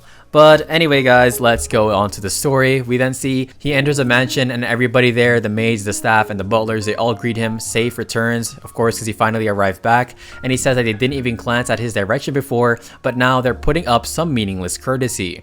Anyway, he mentions that many things have changed this year, and he supposes that it was worth the hard work. However, he opens the door, but he says before he actually turns the knob, I know this energy, the energy that makes him tremble. It is the brother that he so much despised.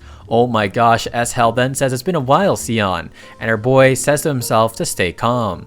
Eshel then asks if he remembers him, and he says, I suppose it's natural, since the last time I saw you was before his admission to the academy. And her MC says, does it look like I'd stay calm? And right now, he literally is getting the thought of bringing out Keiron, but Keiron says if you don't want your skull crushed in, then you gotta get a grip, and so she holds him back, mentioning there's nothing interesting to get by eliminating him right now. He then bows down and says the youngest son of the house, Verte, greets his eldest brother, and of course, Eshel says, so you really do remember him. Sion mentions, how could I forget my elder brother's face as a sibling, and he then, of course, rubs our MC's hair, and he says, I was worried if you couldn't remember me, but what a relief. He then turns his back like his father, of course, I guess they have something alike, and he says, I heard your swordsmanship has drastically improved, and he says, one day you'll be able to assist me, and oh my gosh, yup, our MC says, yes, I too am very excited for that, but our MC can't even hide his bloodlust, but I guess that it's being contained. His brother Eshel mentions that he is super glad to hear that, and the reason why he is here is to meet with our MC. And our MC, Sion, just says as he closes his eyes, this is the type of person who won't even glance at somebody if he found no need for them. And so he then gives a warm smile saying, I wanted to see you too, big brother. And Emily mentions, he doesn't even have that much baggage. Was it that hard for him to help me with these? Anyway, she then arrives at the room and she says, young master, how could you leave all by yourself? But then of course Eshel comes out and she is shocked. But Eshel gives a smile, and this guy really is a snake, and he says, carry on with your work. It seems like you and Sion are quite close, and anyway, she bows down multiple times, as Sion bows down as well. Emily then mentions as she looks back at her MC with a different face than how she looks in front, saying, I thought I was going to die from nervousness, and she yells at the master saying, you could have told me that Eshel was there. Sion then mentions, Emily, please step out for a bit, and he says, don't make me repeat myself, as he gives a look of utter bloodlust. She then says, young master, what do you mean? But it seems like he is in the toilet, and he just barfed. And Karen says, shouldn't you be thanking me first? And he says, it would have been a golden opportunity for you to take over my body. But she says, don't be mistaken, I want your rage to grow even more. That's way more delicious. You then see somebody walk up to a door, and Eshel says, come in. And the guy bows his head saying, I've confirmed the whereabouts of the second young lady as you commanded. And Eshel wonders where she was. We find out that she is in the continent of the White Elves, Pruina. And oh my gosh, let's go. Is our MC gonna get some elves comrades or even maybe a waifu? But Eshel smiles, and look how fake this guy's smile is. He looks so ugly, man. Sorry, dude. But anyway, he says to think that she would actually be with a race that of course hates outsiders. I suppose that really shows her affinity. He then closes his book he's reading, and I doubt he was actually reading, and he says, give me a report once you notice any signs of her returning to the Empire. And of course, his subordinate says, was there anything that delighted you? And of course, SL says, why do you think so? And he explains, well, you seem much more brighter than your usual self. He says it can be expressed like that. But then he gives a look like, oh, his eyes are kind of purple like Sung Jin-woo, but you're not the MC, bro. He says you're wrong. I'm in a very bad mood. And the guy instantly apologizes and he says, I'm sorry. Because of course, SL noticed those eyes. He says it's as if he met an enemy and he wondered if he misunderstood. He then says there's a lot of things about him, but he's going to have to observe him. So that's off, and so the guy says, I'll go and leave now. SL is on his chair as the sunlight is hitting his room, and he begins to ponder, just what exactly are you hiding, Sion Verte? And bro, if he showed you, well, you are definitely going to get incinerated or, well, cut up into a million pieces. After all, our MC is here for revenge. The chapter starts and we are in front of an awesome estate, and of course we see a carriage as well as knights on their horses guarding them. And then eventually we then switch to Emily, who yells out that she's really disappointed in her young master Cyan. And of course Cyan mentions, what am I supposed to do when you can only take guard knights with me to the academy? And she seems infuriated, and she mentions, you should have told me in advance. Nonetheless, our boy then says, be safe Emily and don't make a mess. And she mentions, don't make a mess just because I'm not there at the academy. Anyways, he says, I got it, and then they bid farewell, and she really wonders if he's just going to leave like that. She then yells, don't get discouraged even if you are bullied, and oh my gosh, like really, she's really just too worried over our boy because if he wanted to, he could destroy everybody in his grade and probably the grade after his. He then of course sweats nervously and he says, as expected of Emily because well, she has quite the loud mouth. Nonetheless, he then gets a flashback to when he was 8 years old. We then see him here and it seems like he has gotten a fever and it seems like he's super tired and pretty much, you know, like powerless and lifeless. And we find out that of course he was almost close to not having consciousness. Nobody even took care of him, and it was actually Emily who carried him all the way on her back and ran to a healing facility in the Fief, as we see her right here yelling out on the top of her lungs. And wow, Emily really is a goat. Anyway, we then see some old guy take them in, and she begins to nurse him and take care of him. And we see that of course he is super sick. And no, not that type of sick, man. But anyway, we then see that if it wasn't for her, he would have been found dead somewhere in the manor. We then see he comes out of the window of the carriage and he smiles with a very nice look saying, Emily, you're gonna die because of me one day if you continue like that. And yup, she always has been somebody more precious than a maid. And she waves saying, I can't hear what you're saying, but goodbye. Our MC is then now ready and he has his hands folded, or his arms folded, and he says now to think 6 intermediate knights would be assigned. Well, this is just a simple escort mission of a young master, and it seems like he's starting to think of what's going on. He says that he's going to see some blood before he enters the academy, and it seems like they're plotting something against him, or maybe that they're plotting something against an enemy country. We then see them, they are still traversing on their journey, and one of the knights looks at each other, and of course they nod their heads in agreement for something, and our MC is just lying down on the seat. Somebody then says, young master, it seems you need to camp here for today. And he says, how far are we now? They mention that they're near the central city, Safaran, and so they'll be able to reach the city around morning tomorrow.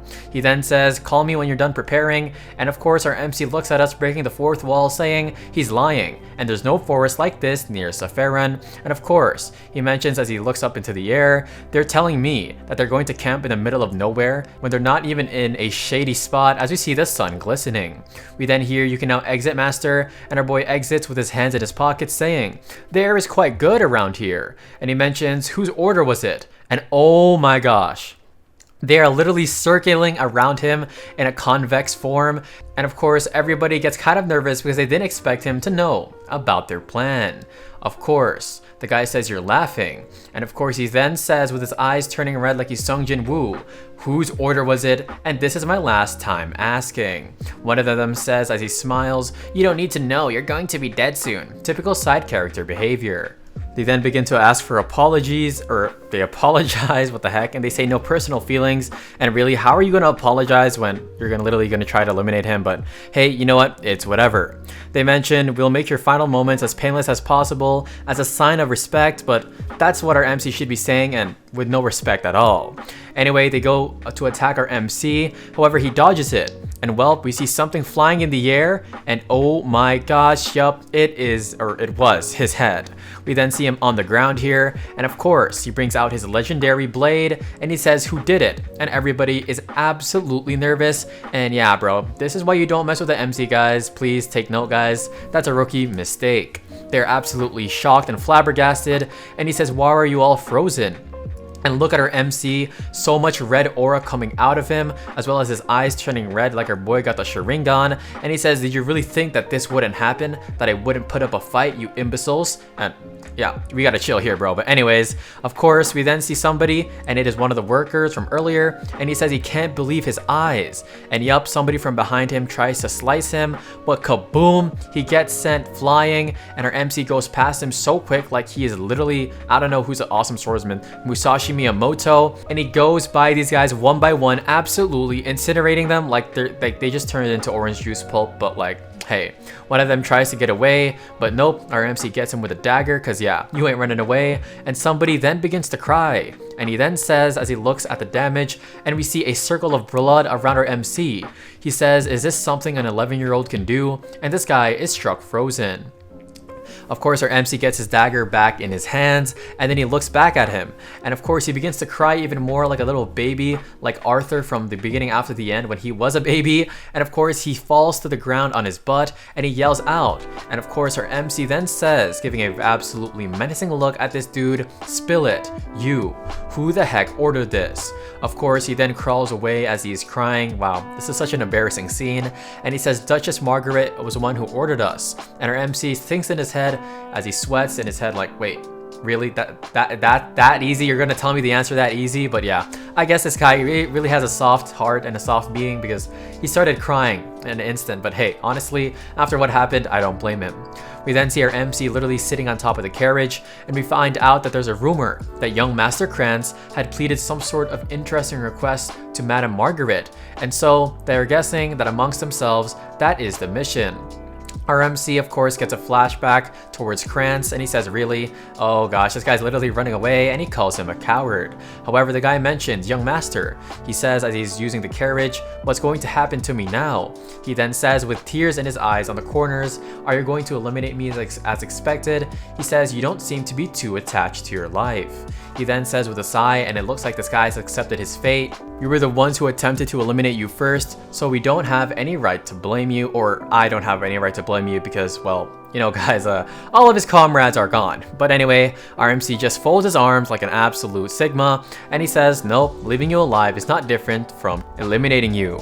Of course, the guy thanks him so much, and he says, thank you, young master. And our MC says, we've arrived at the central city, Saffron, and wow, this is absolutely beautiful, and this is a real aesthetic, and it's a really good view compared to what we just saw there. And yeah, let me know what you guys think. The chapter starts, and well, yup, it just starts off with a broken vase on the ground, and of course we hear of the ones deployed, 1 went missing and 6 were found dead, of course. And the butler says, yup, and the young master was reported to have safely left Saffron 10 days ago.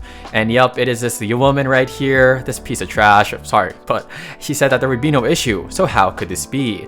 And of course, he then bows his head saying, we underestimated Master Xiaoyan. And yeah, you guys definitely did. She then says, does it make any sense for you to fail to eliminate a 10-year-old? And this isn't just any 10-year-old, keep in mind this is a retired assassin who got reincarnated. This guy seemed like he just took a shower, and yeah, he's literally sweating. And he says, like, it seems like he had help from somebody that they didn't know about, but no, he didn't have help, bro. He had himself. Anyway, she then yells out saying, if he lays a finger on my dear Krantz, don't let him go. But really? I mean, bro, you just sent an assassin to kill this guy. But nonetheless, she gets a flashback and she begins to sweat nervously. And yep, I guess sweat is just the tiredness of the heart, because yeah, our MC would definitely make this lady tired every time he looks at her like this. And he says, doesn't your son Krantz need to graduate? And she's absolutely terrified. She then mentions it's enough, so don't say anything further, and of course he has to go now. She mentions that this incident must never be found out, so eliminate all who are affiliated with this. And yeah, this girl really has the audacity to speak like, how about you go ahead and try to kill your stepson? Anyway, we then see somebody, and it seems like he overheard the conversation, and I wonder who this is. It's been about 10 days since our boy left Saffron, and he is laying down on his couch, and we then see Brian, the butler, and of course we find out that he continued to fulfill his role. The news of his survival definitely reached the city or back to his main land, and so he should be able to go at this pace. However, he says, well, there actually might not be issues, so I guess that's a good thing. We then see we have finally arrived, and our MC says that this definitely brings back memories, and I'm guessing he's talking about before when he used to go on missions. We see that this is a beautiful academy with a golden gate to enter, or for the entrance, and he says that the academy back then definitely changed him a lot, but not necessarily in a good way. He then shows his badge from the Duke, and he says, I am Cyan Verte of the House of Duke Fert.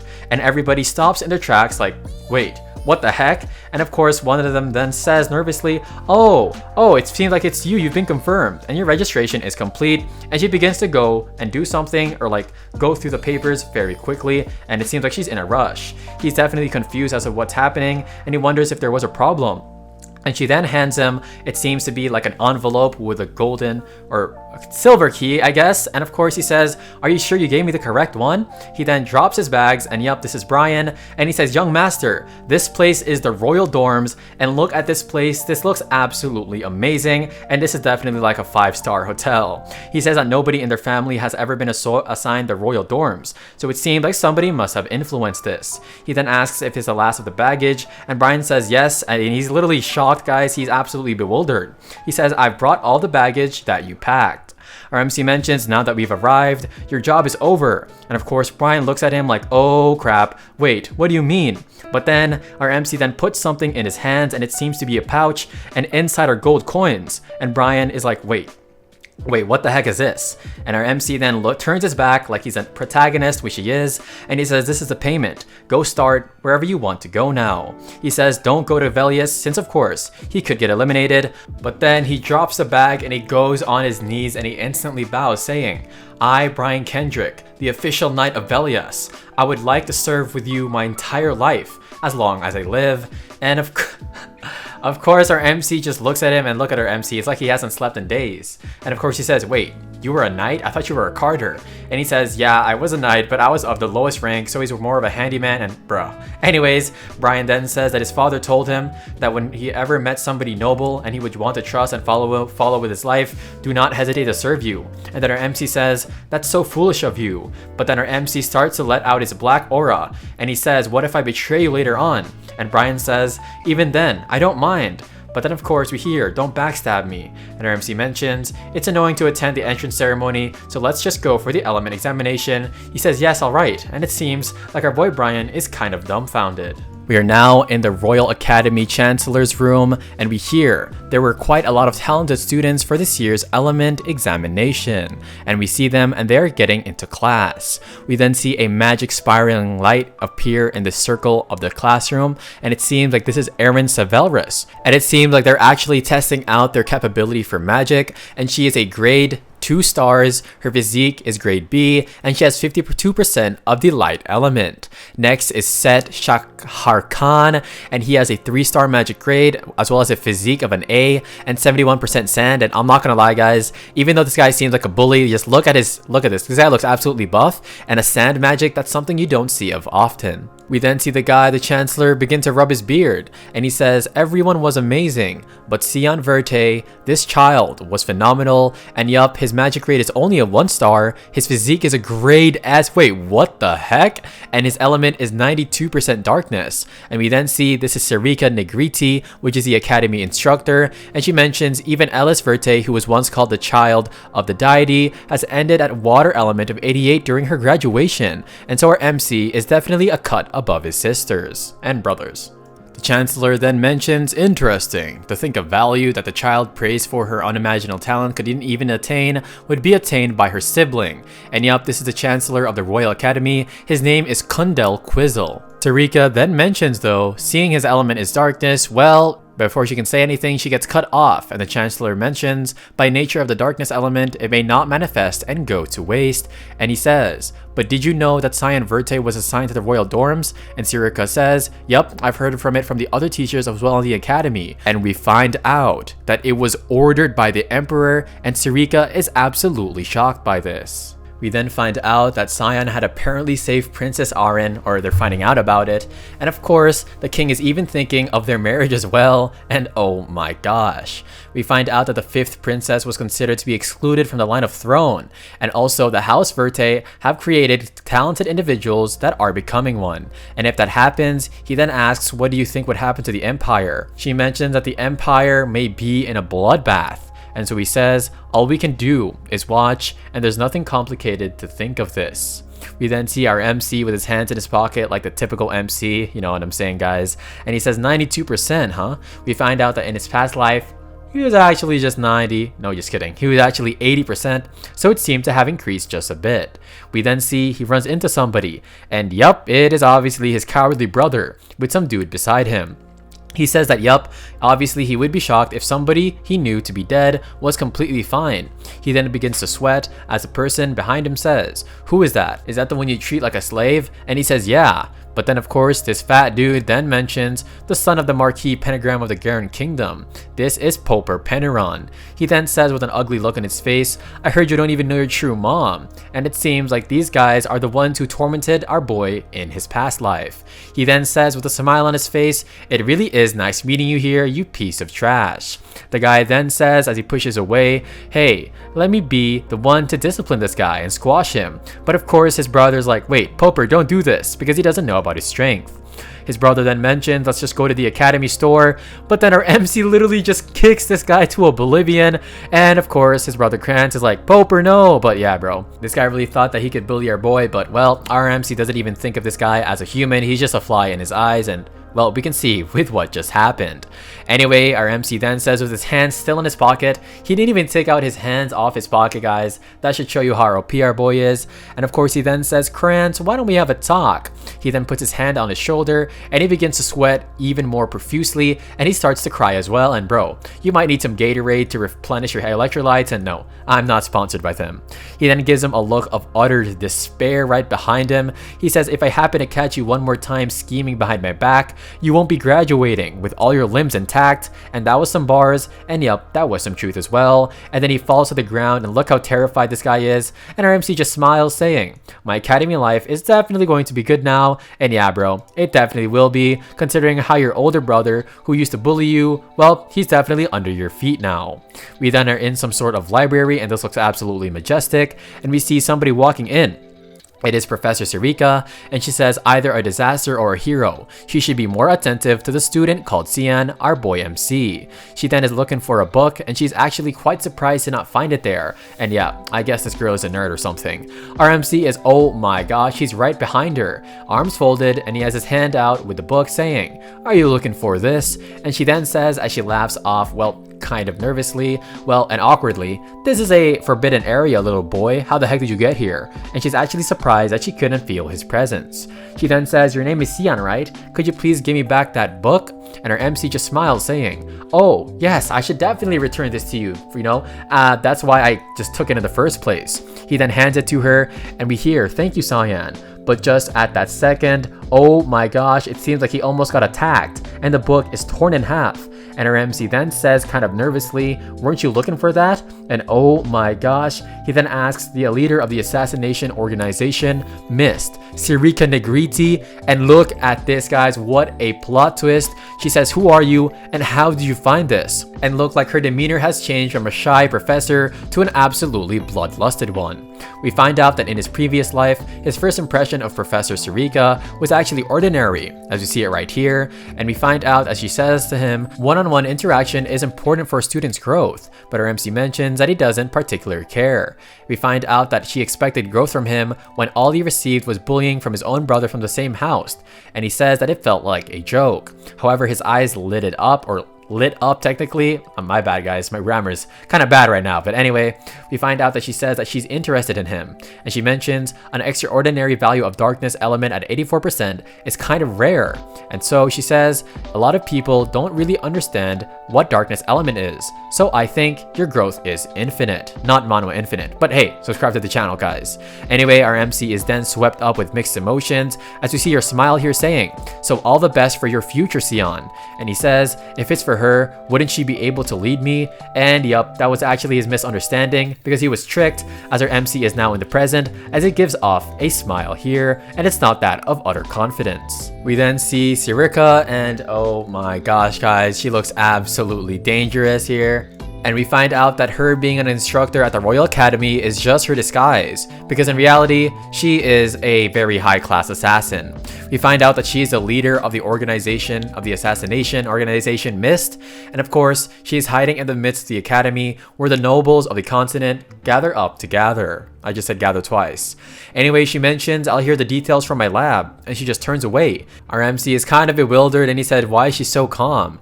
And of course, we then arrive to her laboratory. We then see a lot of things over there, and then he then says, why is the tea laced with poison? And he says that's why she was nonchalant, because she was going to take him out from this way. She then gives a very warm smile, it's obviously a facade, and she says, it's probably enough to melt your organs. And her MC says, since he's been trained by the blood of various demons, well, the poison might not affect him. Anyway, he mentions, I'd like for you to make it stronger next time, and she says, let's start the talking. She then asks how he knows about her identity, and she says that you even know the exact location of the commands that are placed between the unpopular books in the library. She then wonders, did you perhaps want to say this before me? She says, are you part of the Mist as well? And he says, do I need any more proof to give you? And she just chuckles and smiles, saying, you're acting kind of braggishly, and of course, like a brat, just because your elemental score was high. And he says, on my way through Shatran, everybody kept asking me whether it's fine for me just to be with one guard knight, and she is kind of confused. He then says that nobles were dying left and right recently, and he says, when did you begin the purification process, as he gives a look at her, a side eye, and yup, she then says, I have no idea what you're talking about, but her look says otherwise as she lets out her purple and dark aura. Our MC then loosens up his tie, and he lets out his aura as well, which is a beautiful scarlet red, and he says, naturally, wouldn't it be referring about assassinations? And oh my gosh, the battle is on. She then flips the table with all the cookies and the tea there as well, and then he begins to launch up a punch. This is funny. And he says, is this really how you're going to act? And he literally crushes the table in half. Dang, our boy really is showing off. However, she is right behind him though, and of course she is ready to land on him. He then says, I already proved all about my identity, and she charges and says, as a leader, there's no Mist I don't know of, so you must not be a part of the real one. She then dodges her attack, and her MC gets, well, attacked even more. However, he brings out his dagger, and he says it can't be helped as he parries her attack with her daggers as well. He then says, I'll just have to show you, and yup, she is getting hit here left and right, and oh my gosh, she gets sent flying back. And she is kind of nervous here because she says, that sword, no way, it is a weapon chosen by air, that is the Demon Blade K-Ram. And he then says, yup, and are you going to finally acknowledge me? But she then says, how the heck did you know about this? He then says kinda casually with his hands in his pocket, well, look, the air that you were searching for, well, that is me, and so take me to air. Or Ayer, because, you know, air, hair and air, that's the same thing, but whatever, let's call him Ayer. We are now in a street somewhere in Lewin, and as we can see right here, this seems like a pretty dark alley. Nonetheless, we then see somebody use his magic to break these sort of chains, and it is actually Sarika as well as our boy Cian, and of course, they break open the chains to open this door. And by the way, the reason why I'm whispering, guys, is it's kind of late at night. But anyway, she mentions that you're not even surprised that there is a mist base at a place like this, and she then says, here it is, the path to the altar is right in here. Of course, we then see our MC say that this is a unique realm made with the power of the deity of fog, and because of that, it looks way bigger than it looks from the outside. He then says, 2 at 4 o'clock and 3 at 11 o'clock, and he is referring to the people who are beside him or around him. We then see that he slices all of their daggers that are headed towards him, and he says that he did predict this. However, what kind of welcome ceremony is this? And I'm going to have to agree because, bro, like, he really gets jumped, like, and I thought he was going to go to the altar or something. But anyway, our MC is ready, as of course he slides away, and he then blocks all the attacks, and it seems like all of them are quite surprised, as all of their daggers are getting thrown away. We then hear, he deflected my dagger, and he's talking about our MC, and of course he says it's amazing. He then uses his secret technique expansion, which causes his eyes to turn yellow, and it seems like he has a skull mask on. He uses Death Horn formation, and they then charge at him like they are about to go to jail for harassing a child, but our boy uses the technique expansion as well, but his is a dark and a very crimson red, and they mentioned, how could a kid like him use this? We hear Bloodthirst Wave, and our MC, well, is about to destroy everyone. If you guys did not know that this is pretty much a technique exclusive to the Assassins of the Mist, and it basically allows you to manifest your bloodthirst into physical form, well, of course, to increase your power to attack others. We then see them all here, and they are literally getting veins on their necks, and they're struggling to breathe. And of course, we then see them, and they all pass out, but our MC is kind of merciful, and he says they'll only be knocked out for a while. However, he is then looking at somebody else in a cloak, and he wonders if that person is a higher up, because that person is still standing. He then uses his fog sword, unshakable roots of a great tree, and oh my gosh, we then see somebody charge at him, and he wonders who this is, and yup, the mask falls off, and it is actually Sirika, and really, she was just with you like 5 seconds ago, but I guess she's pretty quick in changing disguises. She then says, I can't hold back, Cyan Vert, and of course, look at her face, it looks like that of a crazy lady who is pretty much a masochist, I don't know how you say it, and she mentions, please show me your true powers, and that sounds kind of suspicious. Anyway, he uses a thick fog 8th form assault, and we see his attacks right here, and they seem absolutely dangerous. And we then see Sarika, and her hair gets out of her tie or her ponytail. She then has her dagger in her hand, and she mentions, you're so proficient with the thick fog and the fog sword as well. She then says, show me your true potential, but then our MC is literally just running away. And of course, we hear zeal for combat. That is what drove Sarika. And yup, she's pretty much a drunken master, and yeah, that's not a good thing because it seems like she's high, or no, she's drunk when it comes to looking and searching for somebody's powers, and he runs away with a face of absolute, well, kind of scared here, and he says, this type of person will want to fight until one of us dies, and yeah, this lady is absolutely crazy. She then says for him to come back, and look at this look at her face, guys. This is not what she should have on, especially if you are literally attacking a child at nighttime in a basement. That's not going to go well in the modern world. But anyway, she uses Rushing Fog Storm. Her MC says, I guess I'm not as perverted as I thought. Wait, what do you mean by that? Because of course, yep, this lady is way more perverted than him. She mentions that they're actually in a realm created by Eru, so nobody outside can actually detect this. And we hear, alright, yup, our MC can finally use techniques that he wanted to use at the start without being, well, detected.